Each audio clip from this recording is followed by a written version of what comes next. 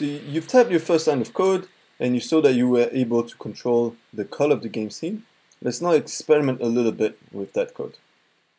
What happens if we type things in a wrong way, or maybe we make a mistake and we forget some things? So let's try this out. For example, let's say we forget this sort of opening parentheses. What happens? Well, you can see WebStorm is complaining a little bit. He's telling us expect a new line or semicolon. It looks like it's a little bit confused. Well, let's run the program and see what happens.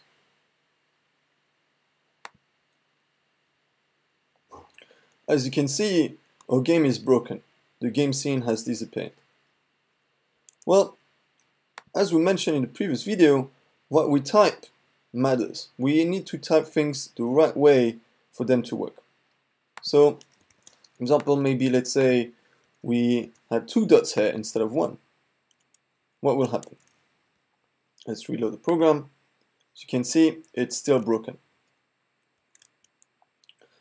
What if maybe we misspell the instructions? So instead, let's say we'll spell color the British way. Let's reload the game.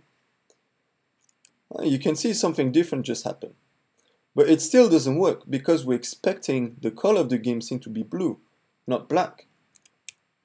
So the lesson here is that for your code to work, it needs to be typed the exact way the computer expects it. If it doesn't work, it probably means you've introduced a typo somewhere. So let's do a little bit of theory now. What is a program?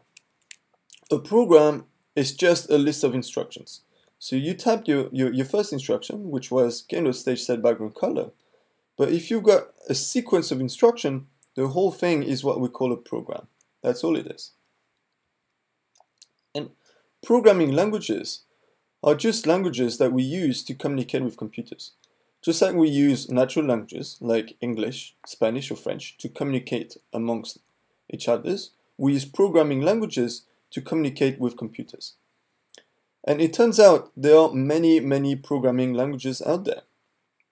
In this series of video, we use JavaScript. JavaScript is one of the most popular programming language at the moment, and it's used by every single tech company in the world.